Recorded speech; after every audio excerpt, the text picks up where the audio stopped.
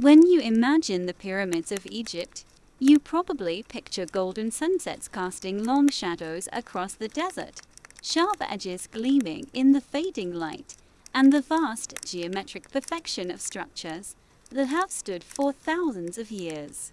But if you had to build one, if you were transported back to the 26th century BCE, during the reign of Pharaoh Khufu, standing on the dusty banks of the Nile, you would not be thinking of sunsets or geometry.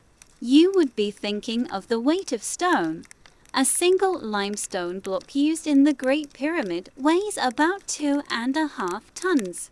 Some blocks, particularly those hauled from farther quarries for internal chambers, weigh far more.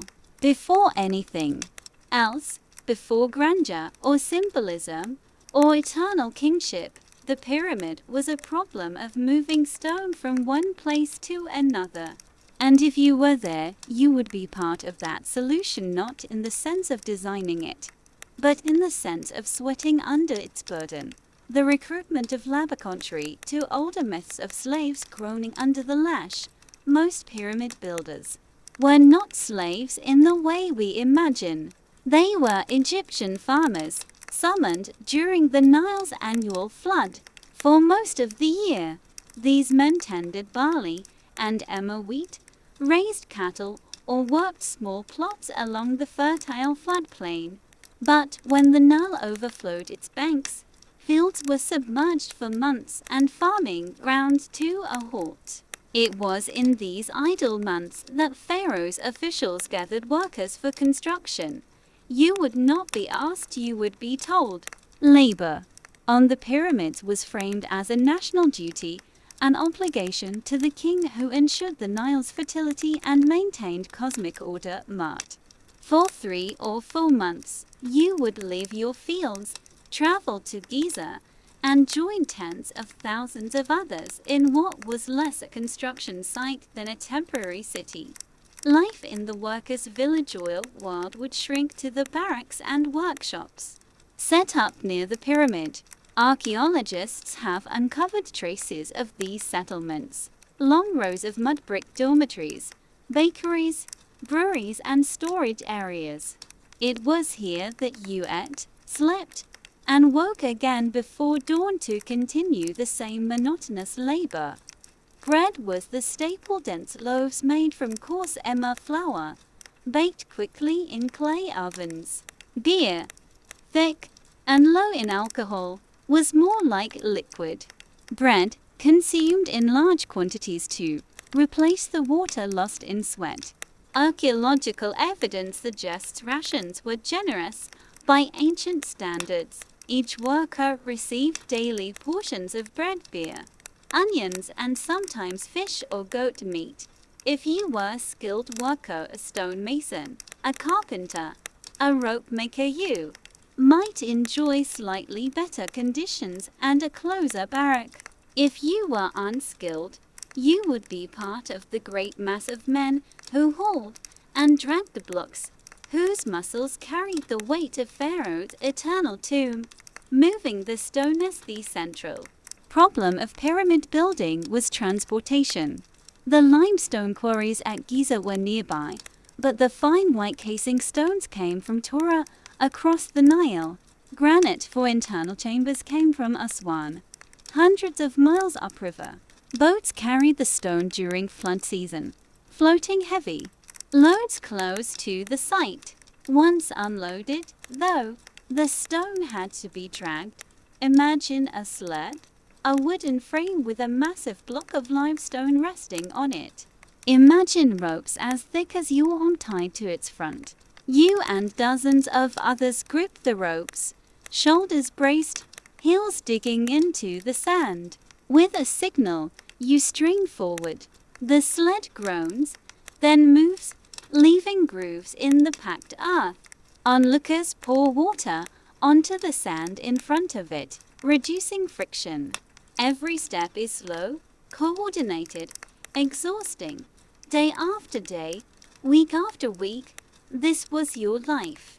You did not look up at the rising pyramid often. You looked at the rope in your hands, at the sweat dripping onto your chest, at the ruts your feet left in the dirt.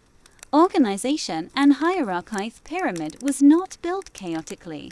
Labor was divided into teams, squads, and smaller units. Each had leaders responsible for discipline and productivity. Graffiti discovered inside the Great Pyramid reveals the names of work gangs groups with nicknames like the Friends of Khufu or the Drunkards of Menka. Pride existed in this work, but so did hierarchy.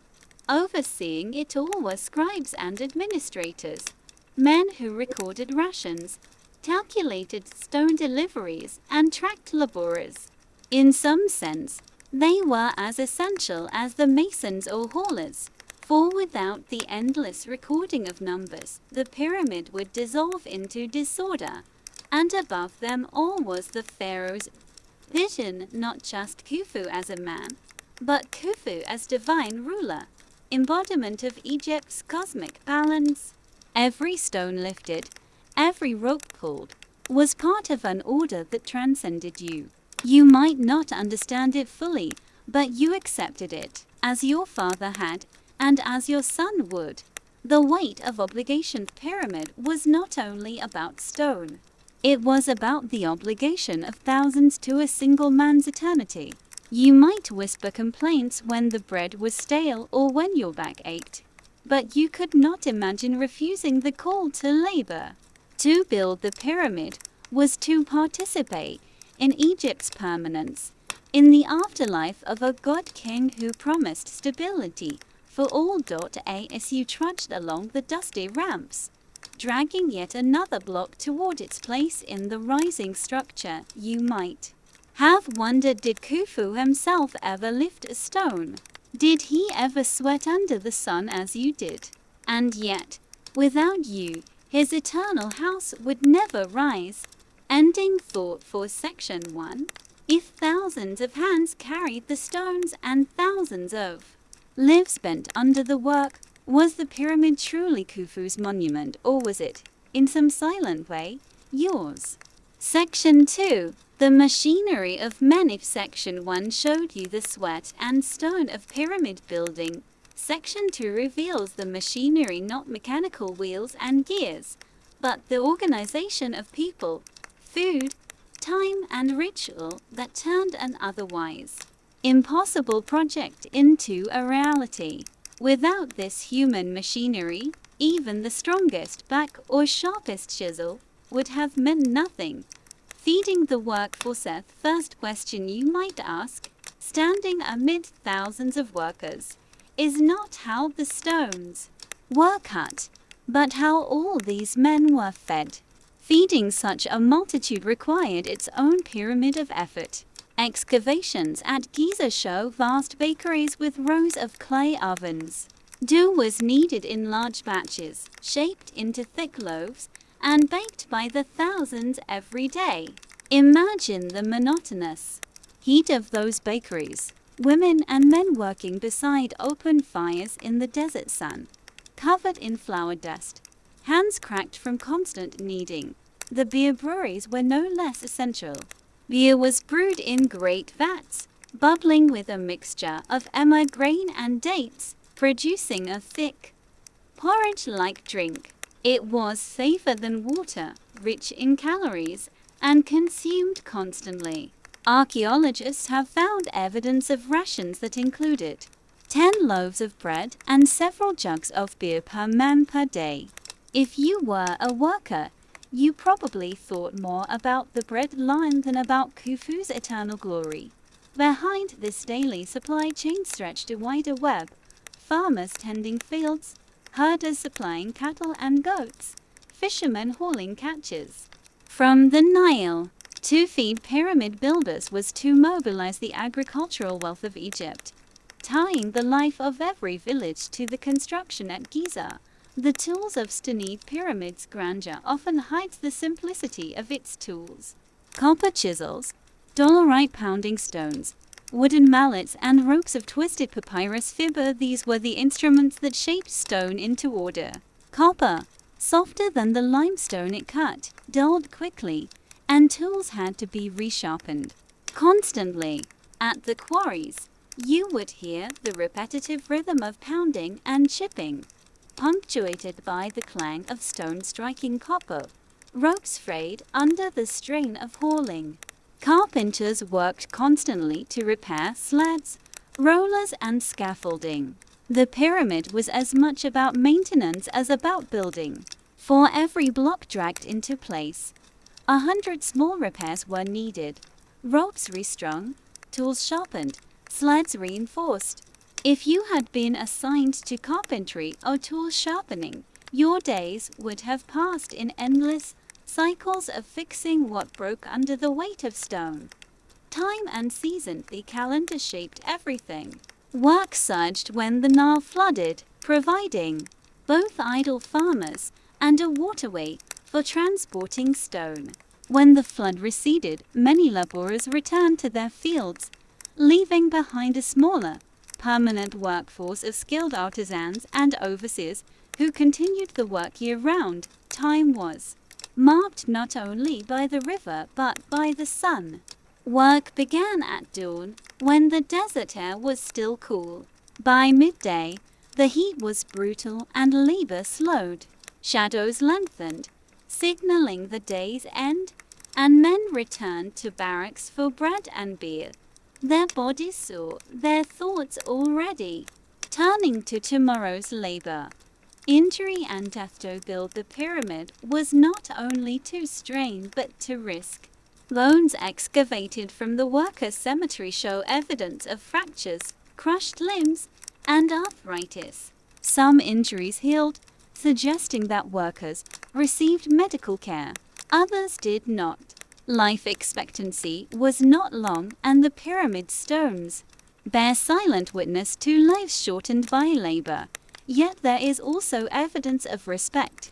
Workers buried in the shadow of the pyramid were not cast aside. Their graves were modest but carefully prepared, with pottery, tools, and small offerings. Even in death, they were part of the pyramid's story, their toil acknowledged in ritual if not in history books. The overseers above the mass of workers stood the overseers, men who walked among the gangs with staffs in hand, enforcing order, encouraging speed, and ensuring discipline. They were both supervisors and record keepers, carrying tablets on which numbers were scratched, blocks delivered, workers present, rations distributed. If you were a laborer, you would know your overseers' voice better than you knew the pharaohs. Their commands dictated your day. Their tallies decided whether you received your bread. They lived slightly apart, eating better food, sleeping in smaller quarters. To them, you were part of a number, a tally mark on a clay tablet. And yet, they too were bound to the pyramids' rhythm. They were not pharaohs, not gods, but men caught in the machinery, responsible if the pace slowed, punished if disorders spread. The pyramid consumed them as surely as it consumed you. Ritual and meaning amid all the labor. The pyramid was not simply a construction site, it was a sacred act. Priests conducted rituals, offerings were made, and the alignment of stones followed. Celestial patterns. The pyramid was oriented to the cardinal points, its base carefully leveled, its dimensions echoing cosmic order. You might not have understood the mathematics behind it, but you felt the presence of the sacred. Each block raised was not just stone, it was part of a divine machine, a bridge between earth and sky.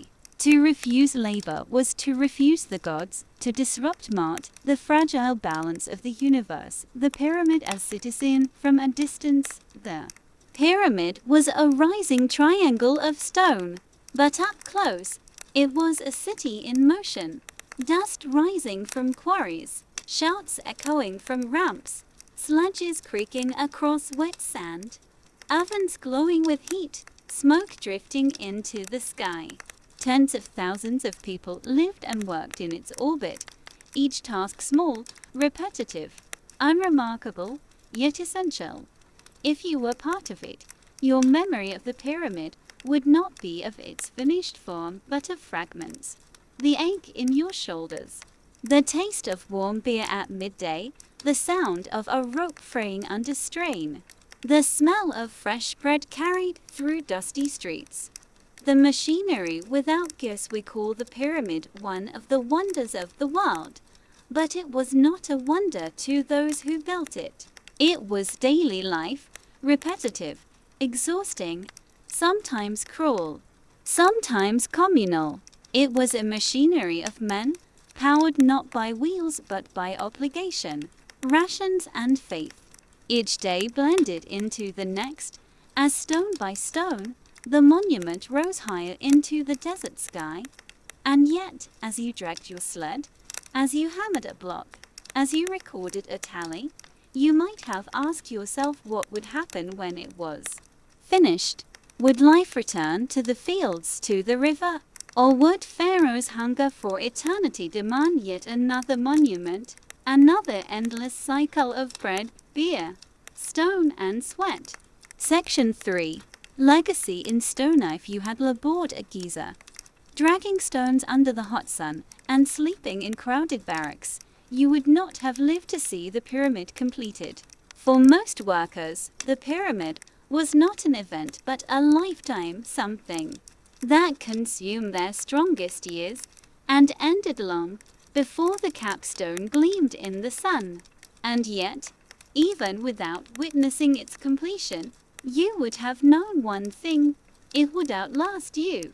The Great Pyramid of Khufu, rising 146 meters when first finished, was not just the largest structure of its time, it was the largest man-made structure in the world for over 3,800 years. Long after your bones crumbled in the desert soil, the stone would still stand, casting its shadow across the Nile floodplain.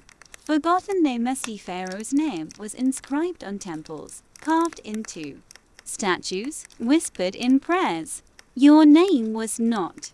For every Khufu, Khafra or Menka remembered in history, there were tens of thousands of anonymous laborers whose sweat shaped their monuments. Some graffiti inside the Great Pyramid does give us fleeting glimpses of these workers. Teams left. Marks like the Friends of Khufu or the Drunkards of Menka, scribbled onto blocks before they were sealed forever inside the structure. These names, half proud, half playful, are some of the only traces of the people who actually lifted the stones. Imagine thousands of men hauling, cutting and sweating for years, and all that survives of their present is a scratched note left on an interior block no one was ever meant to see. Their lives were absorbed into Pharaoh's eternity, their individuality erased by the sheer scale of the project. The tomb that wasn't Mtith pyramid was intended as Khufu's eternal house, his resting place for all time. But by the time Greek travelers visited Egypt 2 millennia later, the pyramids were already mysteries. Tomb robbers had broken in centuries earlier, stealing treasures and leaving chambers bare. What had consumed decades of labor, what had drained Egypt's resources, was reduced to stone halls echoing with emptiness. If you had once dragged a stone for Khufu's pyramid, you might have wondered, was it worth it? The pharaoh's treasures were gone, his mummy lost, his eternal rest disturbed. And yet, the stone itself remained, outlasting the plunderers, the dynasties, the empires. The pyramid endured even when its purpose faltered. Myths and misunderstanding generations puzzled over the pyramids. Herodotus, the Greek historian, wrote in the 5th century BCE that Khufu was a cruel tyrant who forced Egyptians to build the pyramid under misery and oppression. Medieval travelers imagined they were granaries built by Joseph in the Bible. In the modern era, theories of aliens, lost civilizations, and mystical energies have swirled around them. But in truth, the pyramid was less mystery and more monotony, less cosmic enigma, more bread and beer. It was built not by otherworldly powers, but by thousands of ordinary hands. Its wonder lies not in hidden secrets, but in the sheer persistence of human labor. The afterlife of the builders for the workers, the pyramid, was never only about Pharaoh's eternity. Excavations of their cemeteries show that they were buried with modest care, some with pottery or small figurines. They lived harsh lives, but they were not forgotten entirely. Their graves remind us that the pyramid was not just Khufu's, it was theirs too. In a quieter way, every loaf baked, every rope pulled, every stone dragged was part of a story that outlasted kingdoms.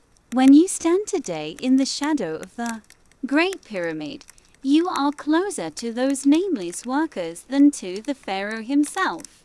You see what they saw: the rising slope of stone, the endless sky above, the desert stretching to the horizon. Modern Echo is 7 now. The pyramids define Egypt.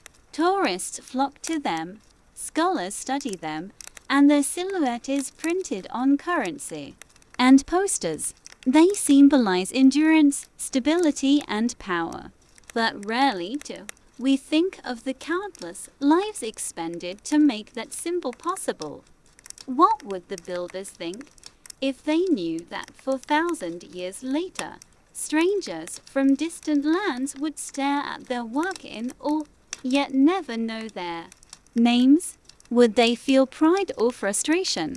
Would they think it just that their sweat became eternity for another man?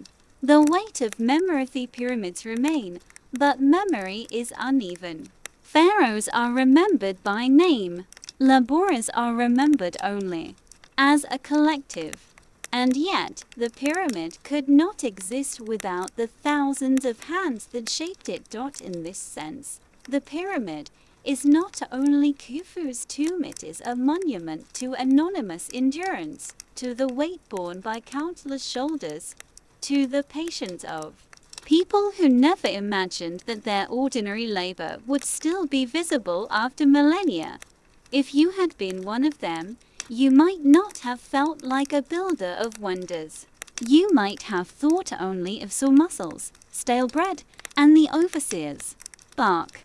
Yet, unknowingly, you would have left your mark upon history, not in your own name, but in the shadow of the stones you lifted.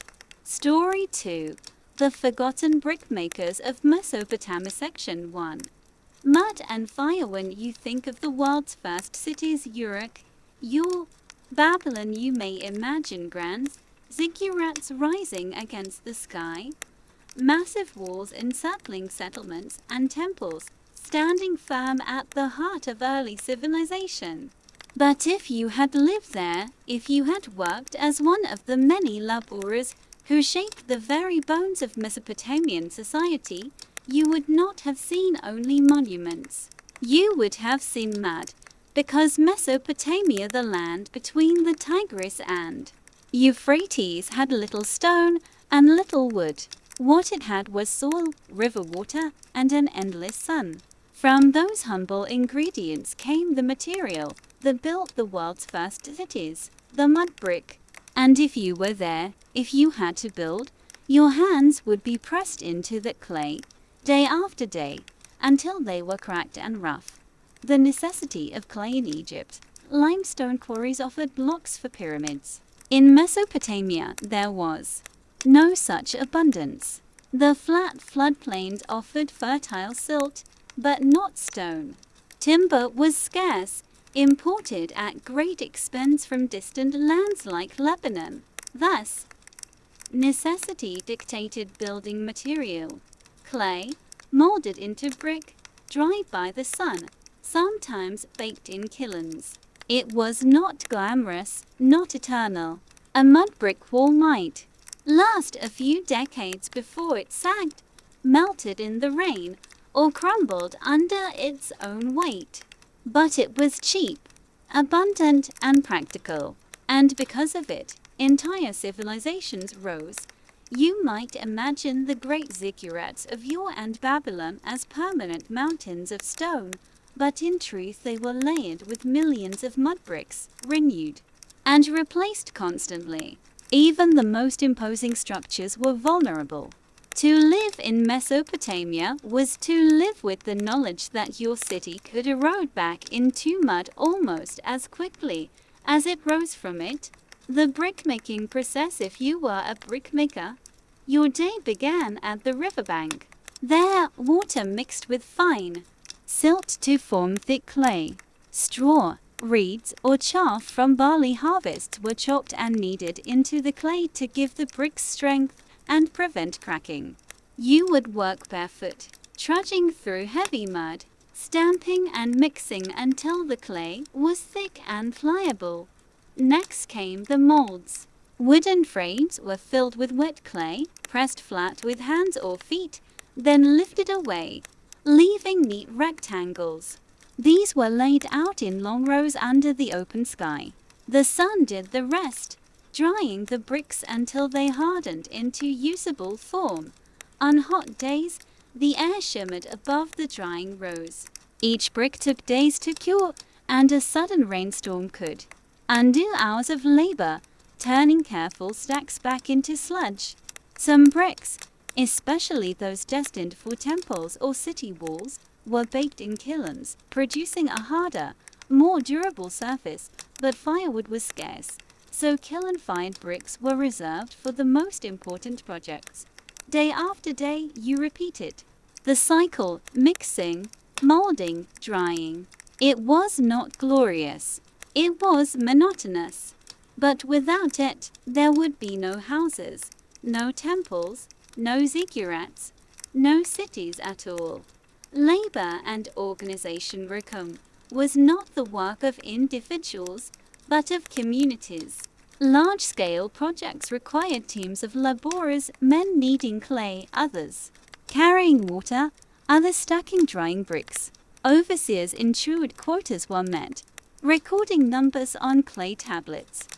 Inscriptions from Mesopotamia reveal the organization behind even mundane work. Workers were divided into crews, rations were calculated, and deadlines enforced. As in Egypt, there was no such thing as freedom from the state's demands. To live in Mesopotamia was to be part of a system that measured you in numbers of bricks. If you were a commoner, you might have been conscripted into covey labor, building city walls or temple platforms as part of your duty to the king. If you were enslaved, you might have spent your life shaping clay, never leaving the muddy fields of the riverbank. For elites, bricks were invisible. They saw only the finished temple rising above the city. But for you, every brick bore the weight of your labor. The city of bricks. Walking through Ur or Babylon, you would see bricks everywhere. Houses, narrow alleys, drainage channels, boundary walls all built of clay. Larger structures layered bricks upon bricks, sometimes with bitumen, a sticky tar-like substance, used as mortar and waterproofing. And yet, nothing felt truly permanent. Mud brick walls cracked and bulged. Roofs leaked. Entire neighborhoods had to be rebuilt every few decades. Archaeologists uncover layer upon layer of ruined brick beneath Mesopotamian cities, each layer a reminder of how often things had to be rebuilt. To live there was to accept impermanence. The great ziggurat might loom over the horizon, but even it needed constant repair. Life was measured not in centuries of permanence, but in cycles of construction and decay. Ziggurats and monuments. Of course, not all bricks were equal. The most important bricks were ones destined for temples, palaces, or ziggurats were marked. Kings had their names stamped into the bricks themselves, pressing inscriptions with cylinder seals. These bricks proclaimed ownership. I so and so, king of Ur, built this temple.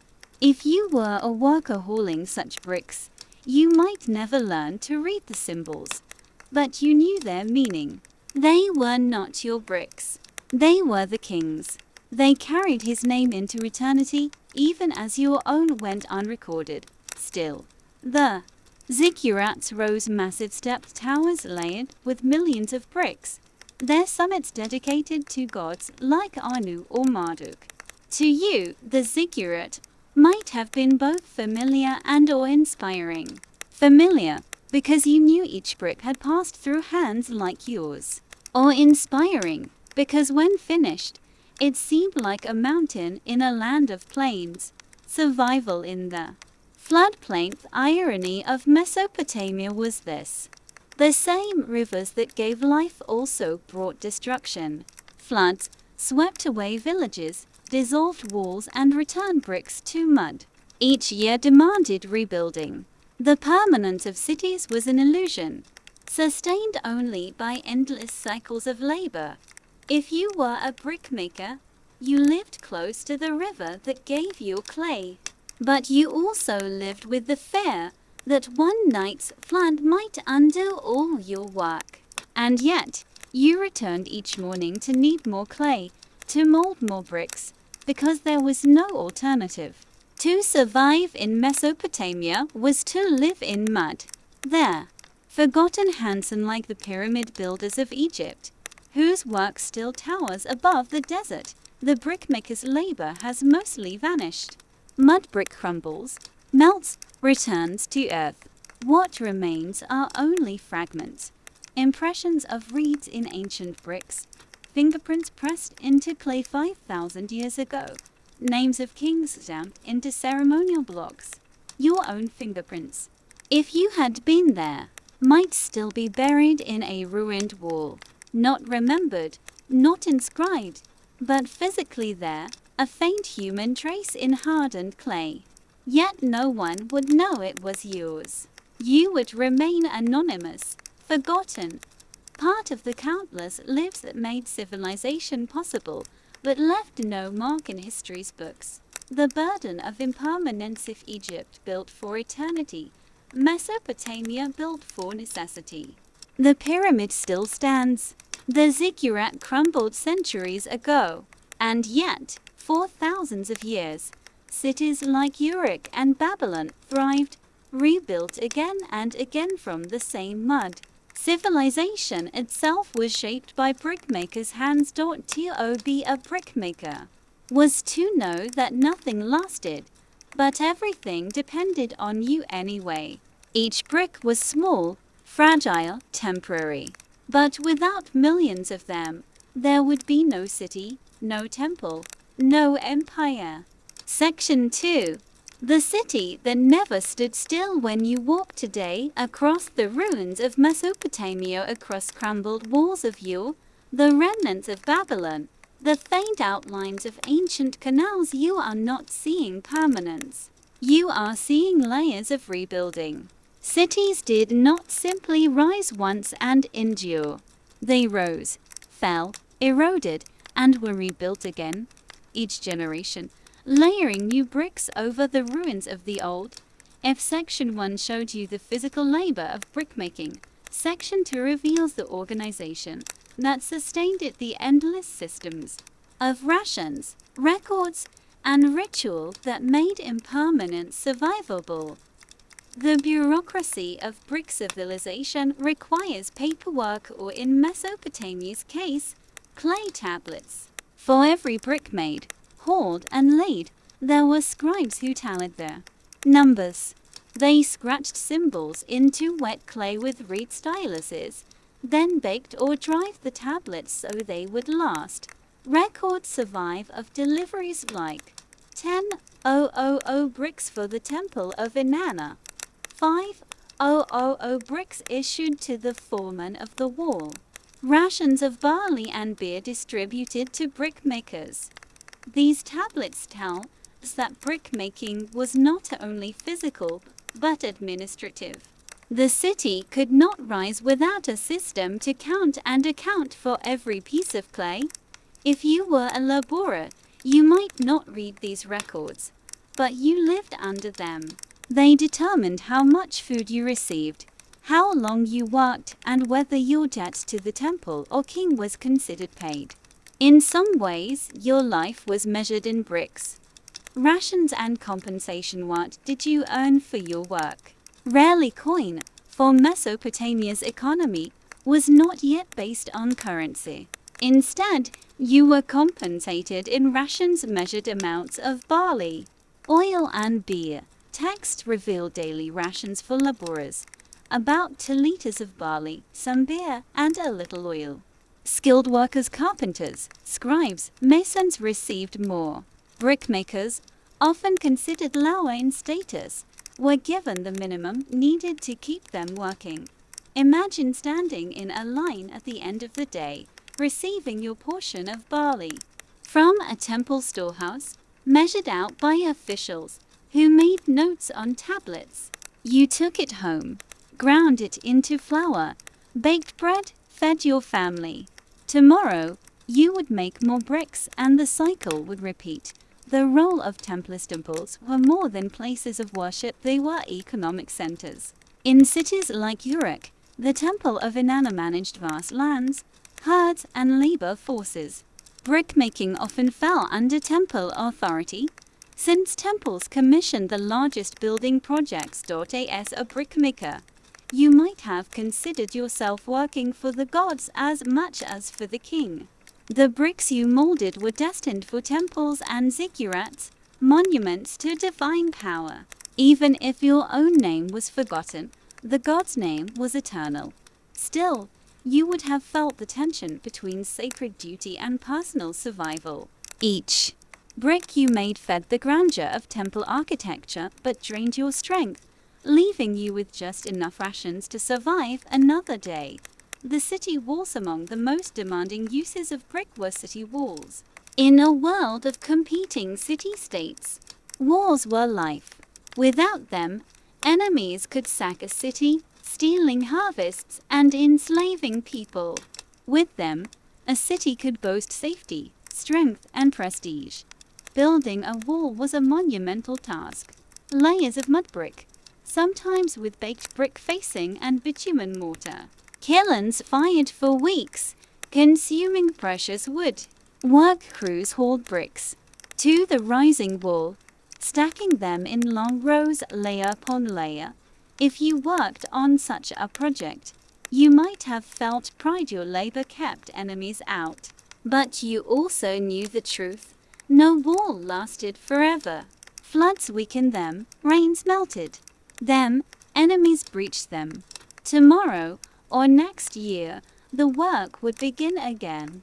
Rebuilding and maintenance. And like Egypt's pyramids, which once built, stood with little need for maintenance, Mesopotamian buildings demanded constant attention. Roofs leaked after storms, walls cracked in the heat, foundations sagged in the mud. Every generation repaired, rebuilt, or replaced. This impermanence created endless labor. A city was never finished. There was always another wall to reinforce, another temple to rebuild, another house to patch. If you were a brickmaker, this meant your trade was never obsolete. But it also meant you never rested. Your children, and their children, would mold clay as you did, repeating the same work endlessly. Floods and rain. The greatest threat to brick was water. Mesopotamia's rivers sustained life but also destroyed it. Sudden floods could wash away entire neighborhoods, melting bricks into mud. Heavy rains weakened walls, leading to collapse. Text record desperate efforts. Canals dug to divert floods, dikes built to protect fields, walls repaired after storms. But the rivers always returned, and the bricks always crumbled. As a brickmaker, you lived with this knowledge. Every brick you molded was temporary, vulnerable, yet still, you made them, because there was no other choice. Symbol and reality. Kings stamped their names into bricks, declaring their glory to the gods. In reality, those bricks would not outlast a century without constant repair. The king's name endured in writing, but the brick itself dissolved. Your work, too, dissolved. No one recorded your name. No seal bore your mark. Yet, paradoxically, your labor was more essential than the king's proclamation. Without your hands, no stamped brick would ever have been laid. A city in Mesopotamian cities were not fixed. They shifted, collapsed, were rebuilt, abandoned, reoccupied. Archaeologists digging through their ruins find layers upon layers of bricks, stacked like the pages of a book written over centuries. Each layer tells of destruction and renewal. To live in such a city was to live with instability. You might rebuild your house multiple times in your lifetime, each time with the same clay, kneaded from the same riverbank. Stability was not in the buildings themselves, but in the cycle of rebuilding. The burden of the ordinariate is tempting to remember Mesopotamia for its kings, its law codes, its myths of Gilgamesh. But beneath all of that was the daily burden of ordinary people, the brickmakers, the laborers, the water carriers. Their names are lost, but their work remains, embedded in the foundations of civilization itself. Civilization was not built in moments of glory, but in repetitive, anonymous cycles of labor. For every ziggurat that rose above the plain, millions of bricks were molded in silence, without celebration. Section 3. The legacy of fragile foundations. Paradox of Mesopotamian civilization is this: it built the first great cities, but it built them from dust. The pyramids of Egypt endure. The stone palaces of Greece still stand. But Mesopotamia's mighty temples and palaces have all but melted away, leaving only eroded mounds. The builders themselves may have been forgotten, but the legacy of their fragile material still shapes how we remember them. The vanished city has to walk across the land between the Tigris and Euphrates today is to walk across mounds called tells, heaps of crumbled brick, covered in soil and grass. Beneath each lies a city, Uruk, Nippur, Babylon. Once they were vibrant, full of processions, markets, rituals. Now they are quiet earth. Why? Because their material betrayed them. Sun-dried bricks, exposed to centuries of rain, melted back into mud. Roofs collapsed, walls dissolved, ziggurats sank into shapeless heaps. Without stone to resist time, Mesopotamia's glory turned into dust. This was the fate brickmakers always knew. Their hands built what floods destroyed, what sun cracked, what time erased. And yet, paradoxically, it was this very fragility that forced renewal, that made Mesopotamian cities eternal, not in stone but in cycles of rebuilding. Archaeologists' silent witness. When archaeologists dig into a Mesopotamian tell, they find not stone columns but layer upon layer of brick walls, stacked and rebuilt over centuries. Each layer is a witness to impermanence. In some layers, the bricks still bear impressions of reeds used in molds, or faint traces of bitumen mortar. In others, they crumble into unrecognizable dust. Between them lie shards of pottery, seal impressions, fragments of tablets. It is humbling to think. The builders themselves are gone. The structures they raised have vanished, but the marks of their hands survive in the clay. Sometimes a scribe's note mentions a brickmaker's ration, or a delivery of thousands of bricks. That is the closest we come to their voices, a shadow in the records of others. The theology of clay. Mesopotamian myths themselves reflect this fragility. In the Epic of Gilgamesh, humanity is described as molded from clay by the gods, fragile and mortal. Just as bricks crumble, so to do human lives. The brickmaker lived this theology daily. with each lump of clay pressed into a mold. He mirrored divine creation. With each crumbling wall, he was reminded of mortality. His craft was not only economic but cosmic, embedding the cycle of creation and decay into the very fabric of urban life. Forgotten, yet foundational, do not know the names of individual brickmakers. Kings carved their own names into foundation bricks, not those of the laborers. Yet without the anonymous multitude, civilization itself could not have stood. They were forgotten not because they were unimportant, but because they were everywhere. Their labor was too ordinary to record, too essential to glorify.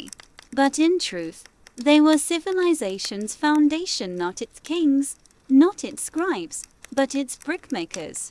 The irony of memory, here lies the irony. Stone monuments survive but belonged to later cultures. Mesopotamia's mud brick dissolved, leaving ruins that barely hint at its former majesty. The world remembers Hammurabi's code, the Tower of Babel, the Hanging Gardens, yet few picture the hands that molded the millions of bricks behind them. And yet, in this erasure lies a strange immortality. For every ruin tale in Mesopotamia whispers the same truth. Human greatness is built on fragile foundations. Civilization itself is not stone, but clay endlessly reshaped. The lesson of fragility, perhaps the true legacy of the brickmakers, is not in what survived, but in what didn't. Their cities crumbled, their temples dissolved, but the idea of the city endured. They taught humanity how to live together in dense, organized settlements, how to build walls, how to plan streets. They showed that even impermanent materials could sustain something lasting, the pattern of civilization itself. Their work reminds us that permanence is an illusion. What matters is not whether a building stands forever, but whether it can be rebuilt, whether a culture can endure through cycles of loss and renewal. Mesopotamia did not last because its bricks endured, but because its people kept remaking them. Closing reflection. When we think of civilization's beginnings, we often imagine monuments, the pyramids, the Parthenon, the Colosseum. But the true dawn of urban life was humbler. Men and women standing ankle-deep in clay, pressing mud into molds, turning it into bricks, and building walls that would fall within decades. They were forgotten in name, but eternal in impact. The cities of Mesopotamia are gone, but the pattern they created, the rhythm of building, crumbling, and rebuilding, still defines human life. Our skyscrapers are stone and steel now, yet still we live as the brickmakers did, building, repairing, and knowing it will never last forever. That is the legacy of the forgotten brickmakers, not permanence, but resilience. Story 3. The Canal Keepers of Ancient Sumer. Section 1. Water, mud, and the first city civilization did not rise in Mesopotamia because the land was rich. In truth, it was not. The southern plains were hot, flat, and prone to flooding. The soil was fertile, yes, but only if it could be watered and managed. Without control, the rivers drowned crops or left the land parched. And so, civilization rose because of water and because of those who controlled it. The keepers of canals, nameless, laborers and overseers, created the arteries of the first cities. Without their endless labor, Mesopotamia would have been dust. This is their story. The challenge of the rivers. The twin rivers, the Tigris and Euphrates, gave Mesopotamia its name, the land between rivers. But their gift was fickle. The Euphrates meandered lazily, dropping fertile silt but changing course unpredictably. The Tigris, faster and deeper, often flooded suddenly. Crops could be destroyed overnight, fields buried beneath sand, or settlements cut off by new channels. The people of Sumer understood this early. If they wanted to survive, they had to tame the rivers. They dug ditches to guide the floods, canals to carry water into fields, embankments to shield villages. This was no small task. It required hundreds of hands, endless maintenance, and careful management. Thus emerged one of the first great communal duties of civilization: irrigation. The labor of ditches imagine the work itself. Men and women knee-deep in mud, hacking at the earth with hoes and wooden spades. Others carried baskets of wet soil on their shoulders, dumping it along the canal's edge to form an embankment. Teams of workers sang rhythmically, the only way to endure the monotony. Children carried water jugs for the diggers. Overseers stood nearby, shouting to keep lines straight. The heat was relentless. The mud clung to ankles, the reeds cut skin, and yet this labor was constant. Canals silted up quickly, especially in the slow-moving Euphrates plain. Every year, ditches had to be dredged. Embankments collapsed. Water levels had to be adjusted with makeshift gates. There was no end. This was the price of life in the first cities. The overseers of flow, but it was not only muscle. The real challenge lay in control.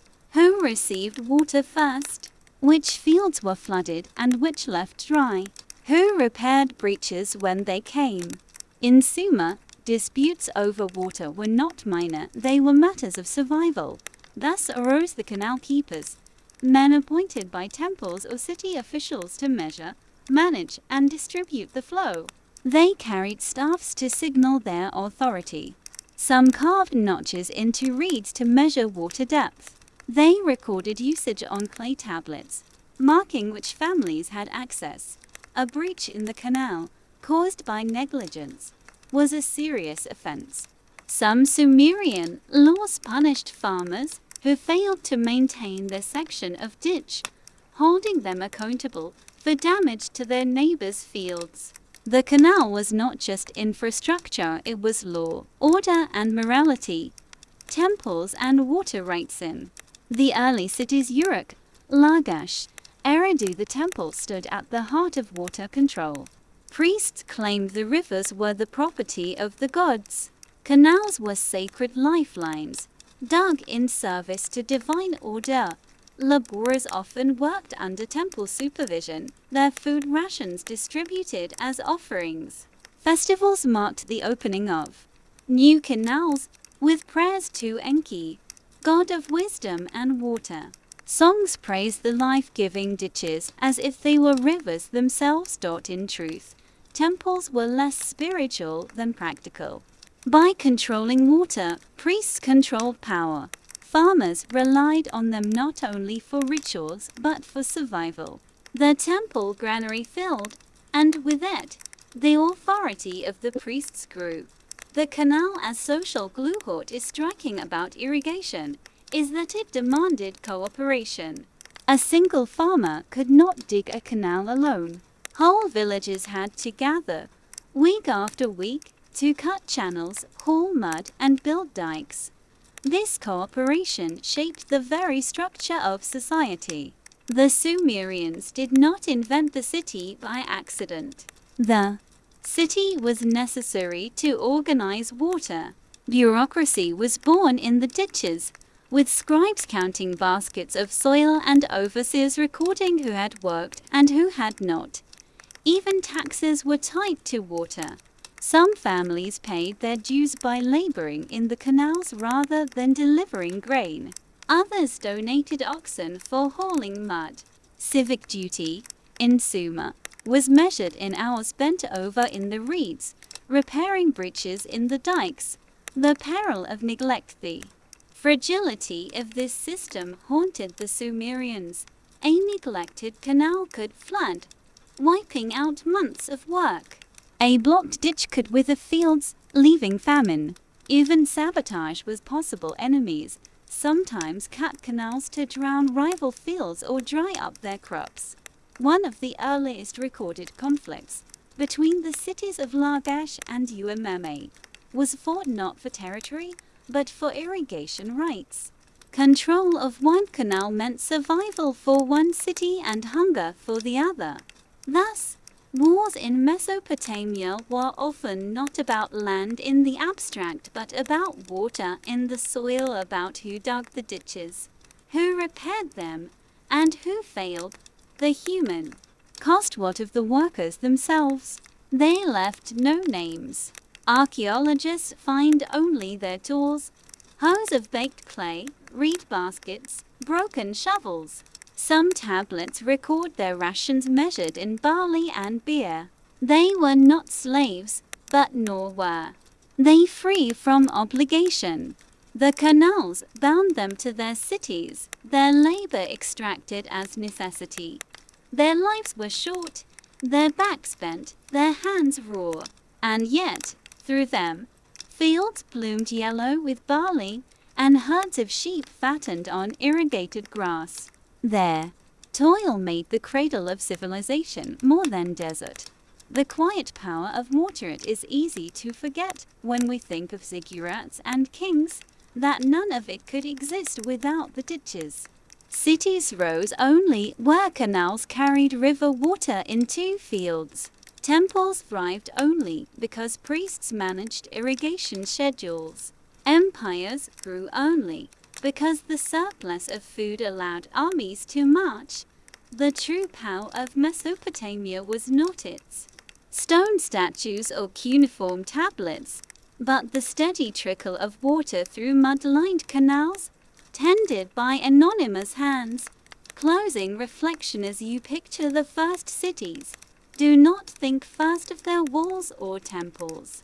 Think instead of their canals, muddy, reed-lined, buzzing with insects.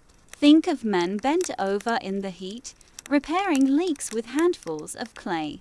Think of women carrying baskets of soil on their heads. Think of the endless sound of water, diverted and guided, the pulse of life itself. This was the real foundation of civilization. Not bricks or kings, but ditches of water, and those who kept them flowing. And yet, one must wonder, if the canals gave life to Mesopotamia, could they also bring about its downfall? Section 2. The politics of irrigation. Civilization, at its roots, is political. But in Sumer, politics was not forged in marble halls or palaces. It was born in the muddy embankments of irrigation canals. Whoever controlled water controlled power. Water, as authority. The rivers were gifts of the gods, or so priests claimed. But gods did not dig ditches. Humans did. The labor was collective, but control was centralized. The earliest rulers of Mesopotamia, whether priests, kings, or both, understood this better than anyone. To command men to dig was to command life itself. A king could be challenged in battle, but if he controlled the gates of a canal, he could starve his enemies without lifting a sword. This is why some of the first royal inscriptions are not boasts of conquest, but of irrigation. Kings carved their names into stone not only to proclaim wars won, but to record, "I dug this canal." The digging of ditches was a sacred act of kingship. The laws of water disputes were among the first problems law codes tried to solve. In the Code of Dumuzi, 2100 BC, in later the Code of Hammurabi c. 1750 BC, water figures prominently. If a farmer neglected his section of canal and caused flooding, he was fined. If he failed to maintain a dike and another man's field was destroyed, he owed compensation. In Hammurabi's code, one law declares, if a man is careless and does not strengthen his bank of the canal and so it breaks, and the waters carry away the farmed land. The man in whose bank the break has been made shall restore the grain he has caused to be lost. Justice was measured not only in blood or gold, but in barley drowned by floodwater. Water was a collective responsibility. To neglect it was more than laziness, it was betrayal of the city itself. Temples, kings and bureaucracy. The temple and palace often wrestled for control of water. In early Sumer, temples oversaw irrigation as divine duty. Priests organized workers, measured flow, and rationed food to laborers. But as cities grew, kings increasingly claimed the right to command canal work. They declared themselves chosen of the gods, their authority justified by their irrigation projects. Bureaucracy followed. Scribes tallied laborers, measured baskets of soil removed, and recorded days of service. Clay tablets preserve lists of workers assigned to dredge canals, complete with ration allotments: 1 jar of beer, 1 measure of barley, 1 onion per day. The canal system was thus one of the first great engines of administration. From it flowed not only water but paperwork, taxation, and political control. Wars of water. If water bound cities together internally, it tore them apart externally. One of the oldest known border disputes between the cities of Lagash and Umm around 2450 BCE was over irrigation canals. The canal in question, known as the Guadina, carried water to disputed farmland. When Umm diverted the canal to starve Lagash's fields, war erupted. The ruler of Lagash, Earnatum, carved victory steles, boasting that he had smitten his enemies and reclaimed the canal. His successor, Entemena, signed a treaty with Umm inscribed on a clay cone, detailing exact borders and canal rights. It was not a treaty about kingship or gods, it was about ditches. Later Mesopotamian wars followed the same pattern. Armies clashed not for glory, but for mud-walled fields fed by ditches, for control of sluice gates and embankments. To conquer land was meaningless if water could not be brought to it. Sabotage and revenge. Water made possible a more subtle form of warfare. Sabotage. To cut a canal wall was to unleash destruction. Flooded fields could ruin a harvest. A dried-up ditch could starve cattle. We hear echoes of this in Lamentations, poems that mourn the destruction of cities. Some describe canals deliberately broken, the land turned to mush, villages drowned. Others speak of canals stopped, fields turning to desert. For Mesopotamians, the destruction of canals was worse than the burning of homes. It was an attack on life itself. The burden on the communal, this high politics trickled down, inevitably, to the laborers. Kings might inscribe their names on canal projects, but the hands that dug were those of common men and women. Canal work was not voluntary. It was a civic duty, imposed through a system known as ilkum, the obligation of free citizens to serve the state through labor. For weeks at a time, farmers left their fields to dredge silt from canals or repair dikes under overseers. Failure to appear could mean punishment. This obligation ensured the canals remained open, but it also tied people permanently to their city-state. A man might not love his king, but he could not escape his ditch. Corruption and inequality. Water flowed, so too did corruption. Powerful families sometimes bribed canal overseers to divert water to their fields first. Small farmers suffered downstream. Laws tried to check this, but injustice was common. Some tablets record petitions from farmers complaining of unfair distribution, begging officials for relief.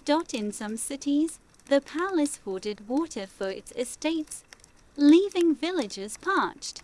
Inequality was visible not only in food or wealth, but in the very flow of water through the soil, the divine mirror. And yet, amid politics and corruption, the Sumerians always saw irrigation as divine. The god Enki, lord of fresh water and wisdom, was often depicted opening the doors of the subterranean sea, sending rivers into the world. Kings cast themselves as Enki's helpers, proclaiming their irrigation works as holy. To dig a canal was to imitate the god who had ordered the cosmos. The ditches of Sumer were not only mud and reeds, they were reflections of divine order on earth. This gave rulers legitimacy, but it also gave the people comfort. Even in disputes and wars, the waters were sacred. To tend them was to serve the gods. Closing reflection B. The mid-3rd millennium BCE, the politics of irrigation had transformed Sumer. Water was no longer simply survival, it was power. Temples claimed it for the gods, kings for their crowns, scribes for their bureaucracy, and farmers for their fields. Wars were fought over its flow, laws written to protect it, labor extracted to maintain it. And still, through all this, the canal keepers, those anonymous workers knee-deep in mud, remained the ones who kept civilization alive. But as irrigation spread wider and deeper, a new problem emerged. The land itself began to suffer. Could water, the source of life, also sow the seeds of ruin? Section 3. When water turned against the land, civilization was born from irrigation, but it was also weakened by it. The Sumerians learned, too late, that the gift of the rivers was double-edged. The very ditches that fed their fields slowly poisoned them. The salt beneath the soil problem began invisibly. Each year, farmers drew water from canals to flood their barley fields. But in the hot Mesopotamian sun, much of this water evaporated, leaving behind salts drawn up from underground. At first, the deposits were light, hardly noticeable. But with each passing season, the salts accumulated. Barley yields began to drop. Fields once lush with golden stalks turned white and crusted, the soil stiff beneath the plow. By 2000 BCE, contemporary records reveal a shift in crops. Where barley once dominated, Sumerians increasingly planted wheat and emmer grains, slightly more tolerant of salt. Yet even these failed in time. By 1700 BCE, large swaths of southern Mesopotamia had become barren. The canals had fed civilization and then betrayed it. Tablets of declinif evidence survives in the driest of places. Cuneiform tablets of harvest accounts.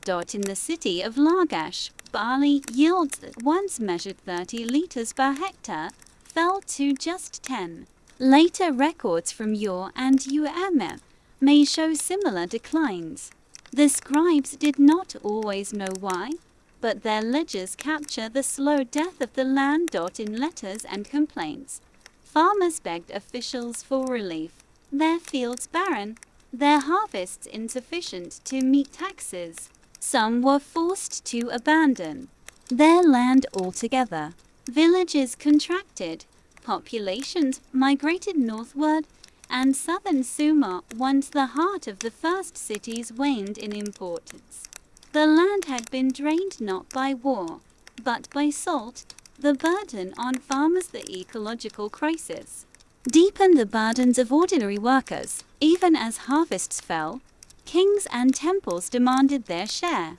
Taxes were levied in barley, quotas enforced by scribes. To meet them, farmers dug deeper canals, worked longer in the ditches, and tried to coax life from dying soil. Some fled, others fell into debt, selling their land to wealthy families or temples. Slavery through debt bondage grew more common. The canal system once a collective triumph, became for many a trap. The ditch that gave water now chained them in salt, adaptation, and desperation. Not all was despair. The Sumerians were ingenious. They experimented with crop rotation, alternating barley with salt-tolerant grasses. They flushed fields with excess water when possible, trying to wash salts deeper into the soil. But the rivers were not always generous. In dry years, less water flowed. In flood years, more silt and salt were left behind. The balance was fragile, and nature was fickle. Temples invoked Enki, god of fresh water, for relief. Kings built new canals farther afield, searching for fresher soil. But the cycle of salinization was relentless. Each new ditch eventually suffered the same fate. The very system that had given Sumer birth was sowing its decline. The shift of power. Northward, the late 2nd millennium BCE, the ecological collapse of southern Sumer opened the door to new powers in the north. Babylon, farther up the Euphrates, rose as the dominant city. Its lands were less salinized, its water management newer. Later still, Assyria expanded, ruling from the greener uplands. The cities of Uruk and Lagash, once the heart of civilization, became shadows of their former selves. The cradle of civilization was not destroyed by conquest alone, it was undermined by the slow, silent creep of salt. Lessons in fragility. Story of the Sumerian canals is not only ancient history, it is a warning. Civilization depends on ecological balance. Too much control of nature, too much exploitation, and the land itself may rebel. The Sumerians did not understand salinity in scientific terms, but they lived its consequences. Their fall was not sudden, it was a long erosion, measured in shrinking harvests, abandoned fields, and crumbling villages. For modern eyes, this story is haunting. We, too, build vast systems to control water dams, reservoirs, irrigation networks. And we, too, face risks of soil exhaustion, salinity, and ecological collapse. The Sumerians show us that even the most advanced society can be undone by the unintended costs of its success. The silent heroes forgotten yet amid the decline. One truth endured.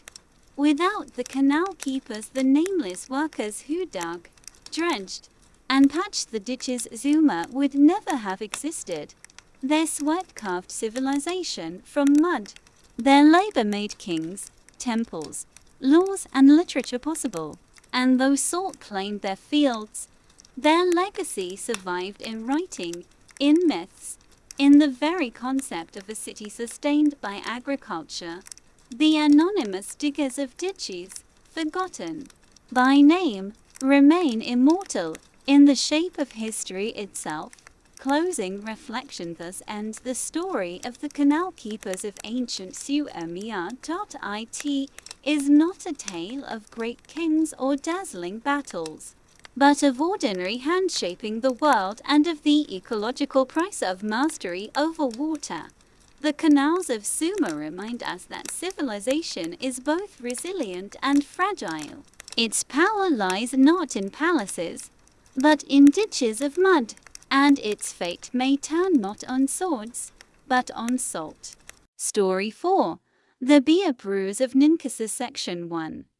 Bread that turned to beer. When you imagine the ancient world, you might think of stone temples, clay tablets, or kings issuing laws.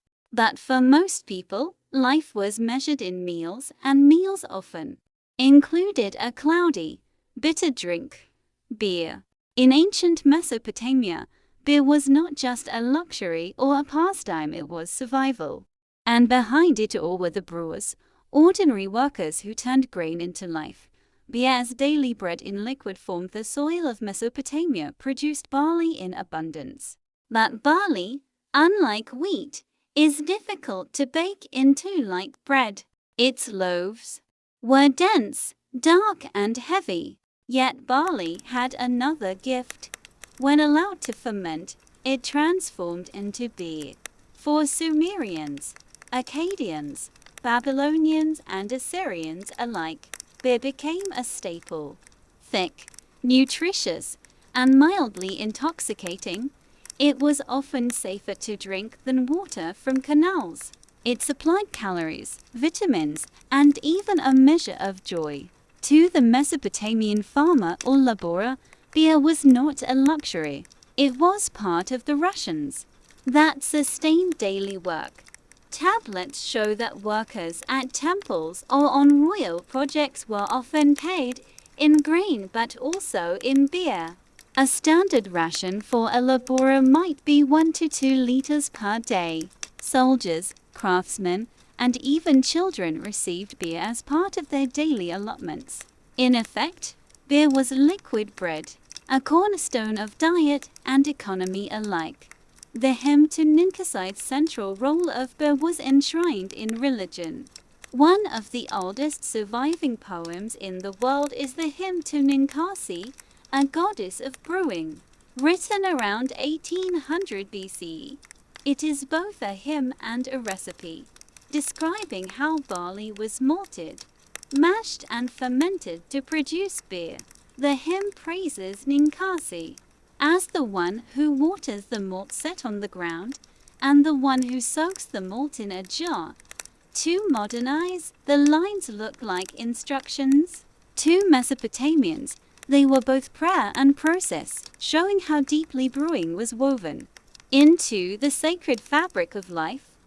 Every batch of beer was not just a chemical transformation, it was a ritual act.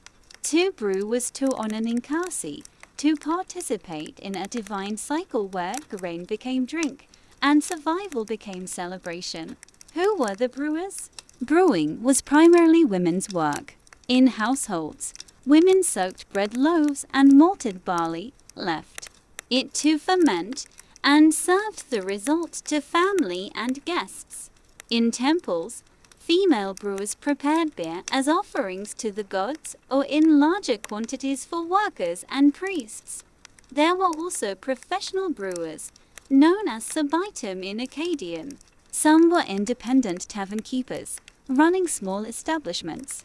In cities, clay tablets show laws regulating their trade. The famous Code of Hammurabi even included rules for taverns, warning against diluting beer with water or cheating customers. But the everyday brewers were often women working in simple households, kneeling over jars, stirring thick mixtures, and hoping the fermentation would take hold. These unnamed brewers kept families nourished and gods appeased. Their labor was humble, but it touched every corner of Mesopotamian society. The brewing process, exact process of Mesopotamian brewing is still partly a mystery, but texts and archaeology provide a glimpse. Malting the barley. Grains were soaked in water and left to sprout, activating enzymes that convert starch to sugar. Drying and baking. The sprouted grain was dried, sometimes baked into bread-like loaves known as bapa. Mashing. These loaves were crumbled into water, mixed with additional malt and boiled or steeped. Fermentation. The mixture was left to ferment in large jars, likely using wild yeast. Serving. The finished product was thick and porridge-like. Drinkers used long straws to avoid husks and sediment. The result was not the golden, clear beer we know today. It was cloudy, filling, and varied in strength. Some batches may have been mildly sour, others sweet, depending on the yeast and grain. But to the Mesopotamians, it was essential, the drink of gods and workers alike. Beer in the rations of life. Beer was not only drunk for pleasure, it was a structured part of society. In the city of Uruk, ration tablets from around 3000 BCE list The precise quantities of beer distributed to workers. Skilled laborers might receive higher quality beer, while ordinary workers received a more common brew. Priests and administrators, of course, claimed the best shares. Beer rations were often combined with bread rations, the two together forming the basis of survival. In times of scarcity, reduced beer rations were recorded as silent testimony to hardship. Thus, beer was a currency of labor. A man dug a canal, hauled bricks, or guarded a gate, and for his trouble, he received not coins, but liters of beer. The link between brewing and survival was unbreakable. Taverns and the social life of beer also shaped social spaces.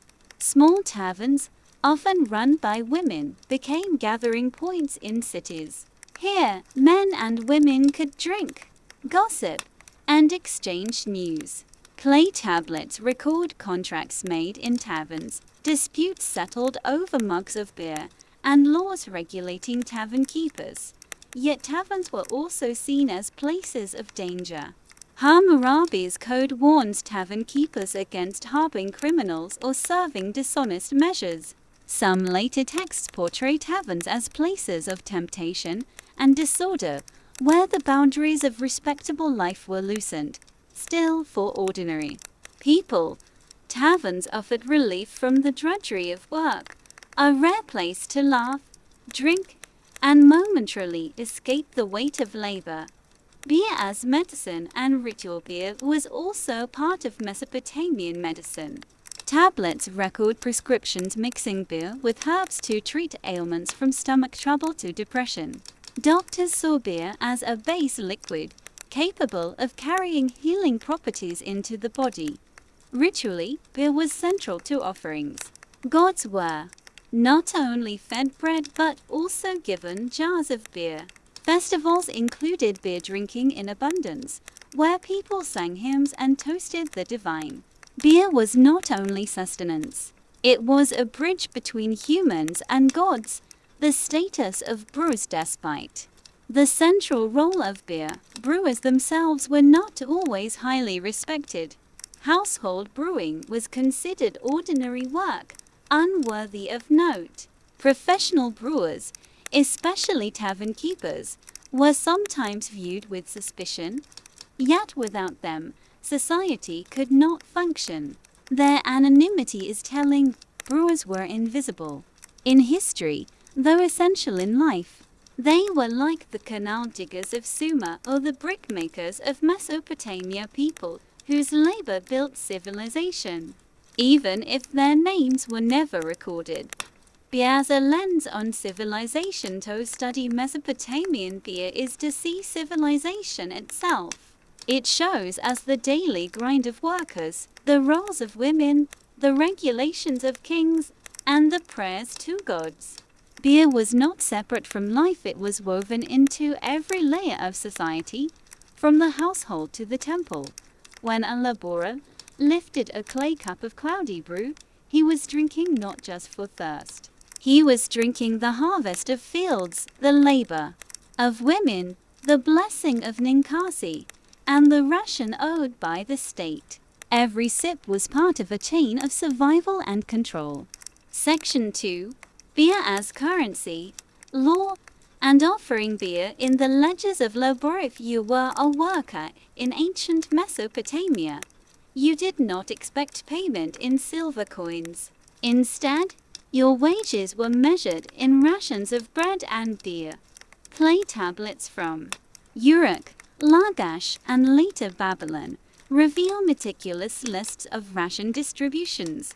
A typical tablet might read something like, to the boatman, to sila of beer, to the overseer, for sila of beer, to the child of the worker, 1 sila of beer. Sila was a Mesopotamian unit, roughly equal to a liter. These lists show how deeply beer was woven into the machinery of work. Temples and palaces distributed beer to keep their labor forces sustained. A worker who dug canals in the heat of summer needed calories and hydration. Beer provided both. Beer was not only calories, it was also control. By regulating the distribution of beer, administrators could organize vast workforces. A lowered ration was punishment. A generous ration was reward. In this way, beer became as much a tool of management as a means of survival, beer as social.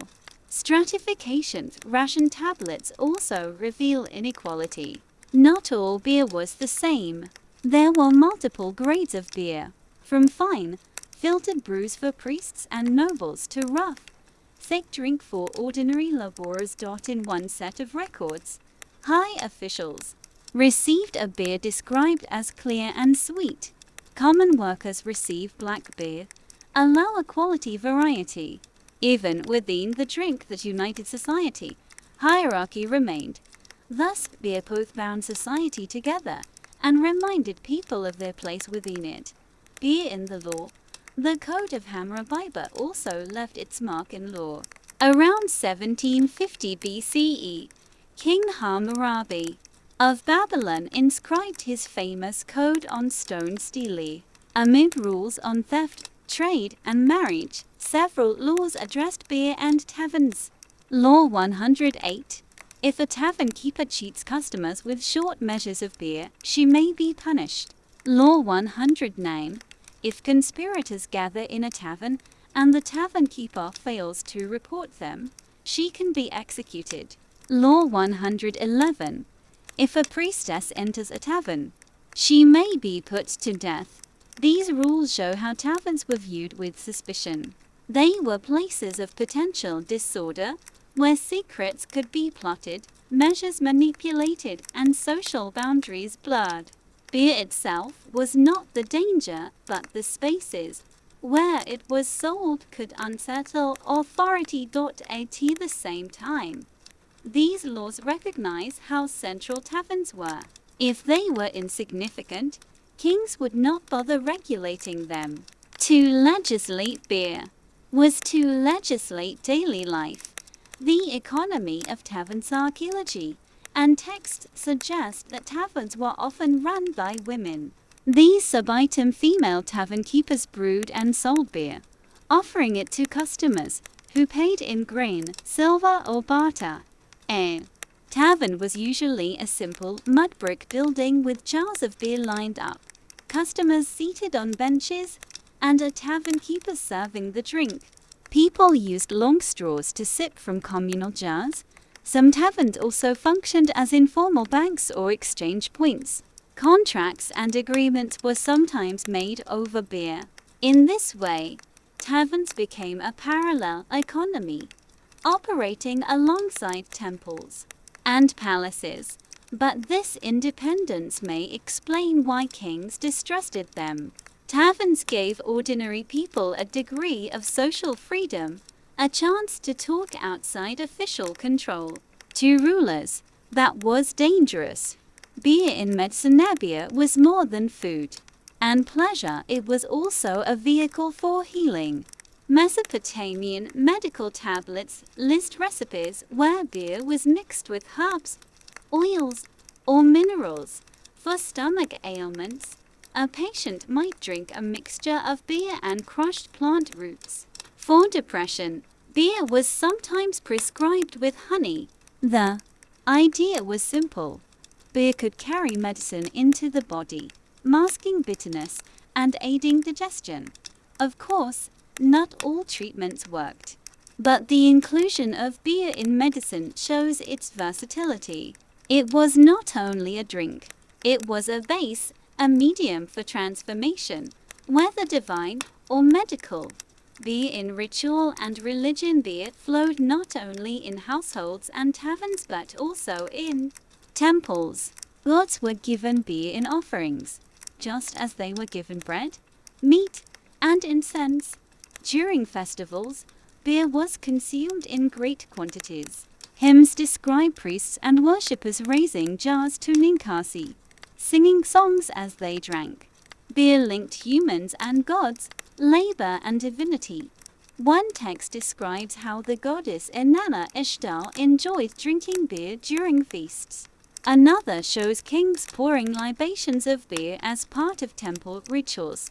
To drink beer in ritual was not just to enjoy intoxication. It was to participate in a cosmic order where the gifts of the earth were returned to the gods. Beer as civilizations. Mirror seen through the lens of beer, Mesopotamian civilization comes into sharper focus. Beer was not an afterthought. It was a currency of labor, a subject of law, a basis of medicine, and a medium of ritual. It reflected hierarchy as elites received fine brews and workers drank coarser versions. It reflected power as kings regulated taverns and punished dishonest measures. It reflected faith as hymns turned recipes into sacred poetry. Beer was both utterly ordinary and profoundly symbolic. It nourished workers and delighted gods.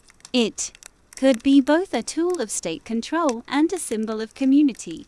Closing thought for section 2. When we read the clay tablets of rations, laws and hymns, we see more than barley and water. We see how beer connected body and state, household and temple, labor and ritual. Beer, cloudy and thick, was a mirror of civilization itself, sustaining, controlling, uniting, and dividing. But this leaves us with a deeper question beyond economy, law, and ritual. What did beer feel like to those who drank it daily? How did it shape memory, festivity, and even identity in the ancient world? That is the story of our next section.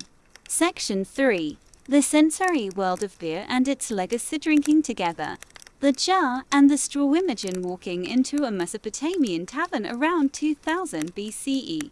The room is dim, its walls of mud brick cool despite the sun outside. Along the floor sit large clay jars, their mouths wide, the liquid inside frothy and dark. You would not be handed a mug. Instead, you and your companions would gather around a jar and insert long reed straws. Together, you would bend forward, sipping at once. This practice served several purposes. It kept husks and sediment at the bottom, away from the mouth. It reinforced communal bonds. People literally shared the same jar. It embodied equality, at least within the moment. All mouths at the same vessel. In these communal sips, beer became not just nourishment but connection. One jar, many straws, many lives joined in a single act of drinking. Beer and the rhythm of festivals beyond daily rations and tavern gatherings. Beer marked the calendar. Festivals dedicated to gods, especially Inanna and Ninkasi, turned the city into a landscape of intoxication. Texts describe days of song, dance, and ritual drinking. Beer flowed in temple courtyards. Processions of priests and musicians carried offerings and citizens joined in the revelry. In these moments, beer was not just sustenance, it was transformation. Ordinary people entered altered states, whether from alcohol or the collective joy of the crowd.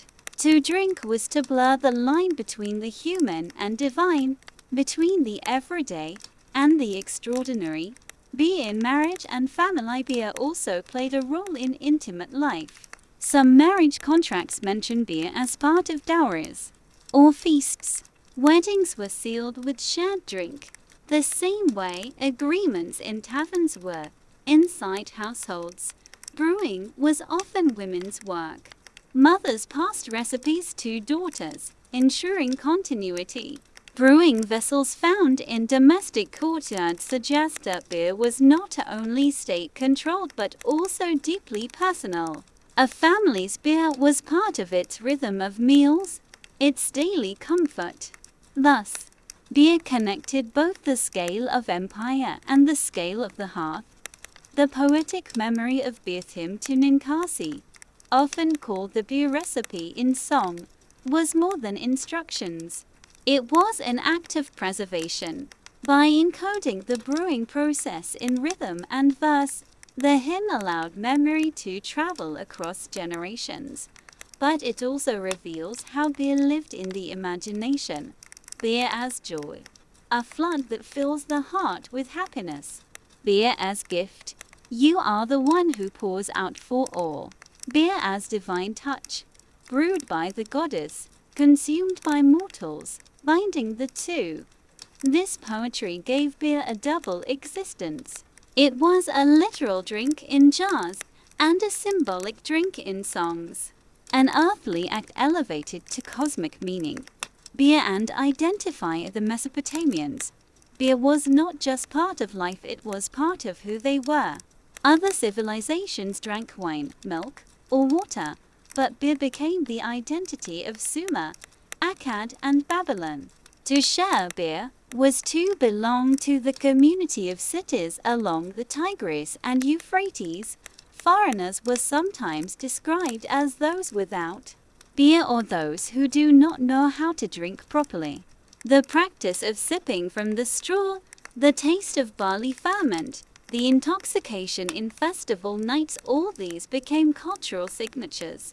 Beer memory and forgetting. Like all cultural treasures, beer also carried ambivalence. Too much could lead to disorder. Some myths portray drunkenness as folly. Kings who drank too heavily lost their dignity. Even the gods were sometimes mocked for overindulgence, and yet Mesopotamians did not erase these risks. They accepted them as part of life. Beer, like the rivers themselves, could nourish or overwhelm. It was both gift and danger, blessing and temptation. This duality made beer not only a drink, but a metaphor for existence. To live was to measure, to balance, to partake wisely. The legacy of Mesopotamian beer, though thousands of years have passed, the imprint of Mesopotamian beer remains. The use of beer as wages echoes in later traditions of bread and ale for workers in Egypt and beyond. The tavern, as a social hub, has never disappeared. From Mesopotamian clay jars to today's pubs, humans have always needed places to drink together. The idea of beer as ritual offering survived in countless traditions, linking earth's fruits to divine gratitude. Even the hymn to Ninkasi has a strange modern echo. When archaeologists rediscovered it, brewers attempted to recreate the beer described in its lines. The ancient voice of Ninkasi still teaches people how to brew thousands of years later. The taste of civilization. To truly understand Mesopotamian beer, imagine the taste. Thick, porridge-like, sour but sweetened with dates, cooling after a day of labor, enlivening during a festival night. Imagine the buzz of intoxication mingling with the rhythms of drum and lyre, the laughter of workers, the chants of priests. This was not just beer. This was civilization distilled into a cup. Every sip carried barley from the fields, labor from the canals, songs from the temples, laws from the king's stele. To drink was to take part in the entire fabric of society. Story 5. The Shepherds of Dumuzi. Shung 1. The origins of pastoral life. The landscape of herds long before Mesopotamia, filled with temples and palaces. Its wide plains echoed with the bleating of sheep and the bells of goats. The fertile but fragile lands between the Tigris and Euphrates offered more than fields for grain. They gave grazing routes, riverbanks, and uplands where flocks could feed. The earliest Mesopotamians discovered that survival did not rest only in the soil but also in the animals they guided across it. The shepherd became one of civilization's first professions. Unlike the scribe, tied to tablets, or the brewer, tied to jars, the shepherd was tied to the open horizon. His stage was the steppe, his companions the flock, his daily rhythm shaped by sunrise, pasture, and river. The gift of Dumuzi. Mesopotamian myth Shepherding was sanctified through the figure of Dumuzi, the faithful son. Dumuzi was a shepherd king, chosen husband of Inanna, goddess of love and war. His story, however, was tragic. He was seized by demons and dragged to the underworld, where his absence caused grief across the land. This myth reveals the symbolic power of the shepherd. He was both provider and vulnerable, essential and imperiled. Without him, flocks scattered, milk dried, and the people mourned. Thus, the shepherd was more than an economic role. He was a cultural archetype, a reminder of life's cycles of abundance and loss. Sheep as civilization's currency. Sheep were not only animals, they were wealth incarnate. Wool, clothing, blankets, trade goods. The wool of Mesopotamian sheep clothed bodies and economies alike. By the 3rd millennium BCE, wool was as valuable as silver, traded across regions. Milk and cheese. Goats' milk, often turned into cheese or yogurt-like curds, provided vital nutrition when grain harvests were uncertain. Meat, rarely eaten by ordinary people, but offered in temples and feasts, marking moments of abundance. Hides and bones. Nothing went unused. Skins for leather, bones for tools, sinew for binding. The shepherd, therefore, did not just watch animals, he guarded mobile treasure. His flock was a bank on four legs, a storehouse that walked. The pastoral economy. Pastoral life intertwined with agriculture. After harvest, flocks grazed on stubble, recycling waste into manure that enriched fields. This symbiosis linked farmer and shepherd into one economic cycle. Temple records show sheep counted as carefully as grain. A scribe might record 10 sheep delivered, 2 dead in the field, 8 remain. Each animal was an entry in the ledgers of civilization. Large estates owned by temples or palaces employed dozens of shepherds, each responsible for hundreds of animals. Their lives were harsh, spent far from city walls, but their labor sustained the urban world. Shepherds and status. Despite their importance, shepherds often occupied a liminal status. They lived on the margins, close to steppe and wilderness, vulnerable to bandits and predators. Kings and priests depended on them, yet they were seen as rough, unpolished, even dangerous. And yet, paradoxically, Mesopotamian kings adopted the title shepherd of the people. By doing so, they borrowed the shepherd's symbolic role: guide, protector, provider. To rule was to lead a human flock just as a herder leads sheep. This dual image, humble, laborious yet exalted metaphor, gave shepherding a unique cultural weight. Tools of the trade. What did a Mesopotamian shepherd carry? Archaeology and text together paint the picture. Crook or staff, symbol of guidance and authority, used to direct animals. Sling, essential for defense against wolves or thieves. Clay sling bullets have been found in abundance. Dogs, loyal companions, vital for keeping flocks together. Reed pens and fences, temporary enclosures woven from reeds along riverbanks.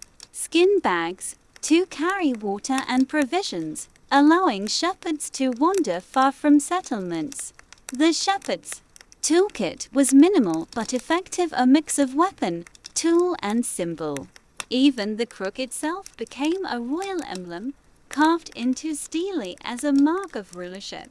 The soundscape of shepherd Lefato. Imagine the shepherd's world. One must listen. The bleating of sheep, the jingling of bells tied around necks, the barking of dogs, the rush of the river. These sounds filled the steppe. Shepherds themselves sang lullabies for flocks, rhythmic calls to guide animals, and even hymns offered to Dumuzi. Music and shepherding were entwined. The lyre itself, according to some myths, was born from the herder's world, a frame of wood, strings of gut, songs sung under the open sky. These melodies carried across the landscape, blending with the eternal winds. Dangers of the steppe. Life of a shepherd was not idyllic. Wolves prowled the outskirts. Lions, though rarer, could devastate herds. Human raiders were an even greater threat. Texts record penalties for neglectful herders if animals were lost due to negligence. The shepherd had to repay. A single wolf attack could ruin a poor man if the temple demanded restitution. Thus, shepherding required courage and vigilance. The shepherd's solitude was never peaceful. It was a life of constant alertness. One eye on the flock, one ear tuned for danger. Shepherds in literature and love. The figure of the shepherd wandered into Mesopotamian poetry.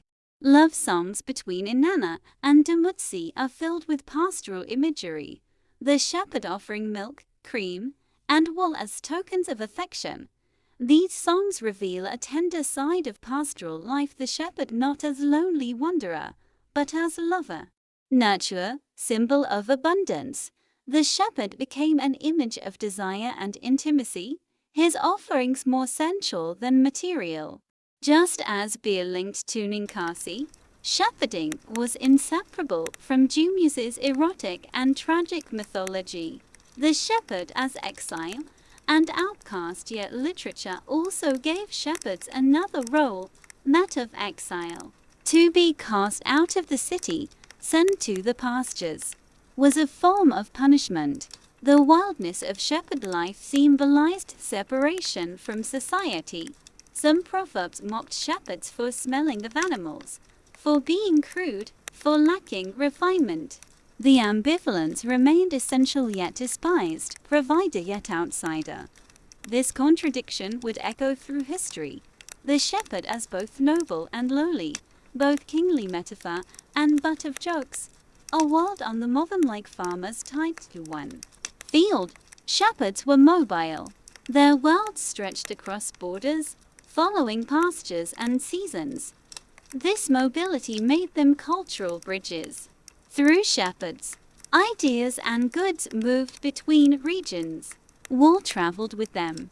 Songs and stories did too. They were not only keepers of animals, but carriers of culture. Their wandering, however, also made them suspect to sedentary city dwellers. Those who moved too freely seemed dangerous. The shepherd was a liminal figure, mediator and threat, blessing and risk. Section 2. Law, labor, and the order of the flock. The flock as economic unit in the cuneiform tablets of the great cities. Flocks were not described in poetry but in numbers. A single herd might be recorded as shepherd in Lilbani, 120 ewes, 40 lambs, 15 rams, 30 goats. To deliver wool in the season. This was not casual bookkeeping. Every sheep was accounted for. In an age without coins, animals were a form of currency. A temple with thousands of sheep held as much wealth as a treasury of silver. Shepherds thus became living accountants, responsible for moving assets on 4 legs. The wool they delivered clothed priests, outfitted soldiers, and filled trade caravans bound for Anatolia or the Levant. The temple herds. Temples were the great landlords of Mesopotamia, and their herds reflected this scale. Some records from Ur. 3c. 2100 BCE mention herds of 9,000 sheep overseen by a network of shepherds and inspectors. The system worked like this. Temple-owned flocks were distributed among shepherds. Each shepherd had to return wool, milk, or animals at fixed times. Losses had to be explained and justified. The temple thus turned the open steppe into a kind of mobile field, measured not by furrows but by sheep. But this also meant constant pressure on shepherds. If wolves struck, if disease spread, if thieves raided, the temple still demanded accounting. To fail was to fall into debt, and debt in Mesopotamia could mean losing one's freedom. Shepherds in the law cadastre centrality of shepherding is clear in Mesopotamian law. Hammurabi's Code c. 1750 BCE has multiple provisions about herders. If a shepherd let sheep stray, and they were lost, he had to repay the owner. If he took a bribe to let flocks into another's field, he was punished. If sheep were killed by wild animals while the shepherd was negligent, restitution was required. The shepherd was therefore bound by law as tightly as the scribe or merchant. His freedom to roam was counterbalanced by legal obligations. We can imagine the anxiety of a man who walked with 100 animals across dangerous plains, knowing that every wolf in the dark carried the weight of financial ruin. The shepherd and the king, while ordinary herders bore heavy burdens, kings borrowed the shepherd's image for political legitimacy. In hymns and inscriptions, rulers called themselves shepherd of the people. Your Dumuzi, 2100 BCE declared, "I am the shepherd who brings abundance."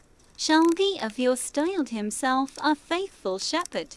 Later kings of Assyria and Babylon repeated the metaphor, linking care for flocks with care for citizens. Why this image? Because the shepherd symbolized protection and provision.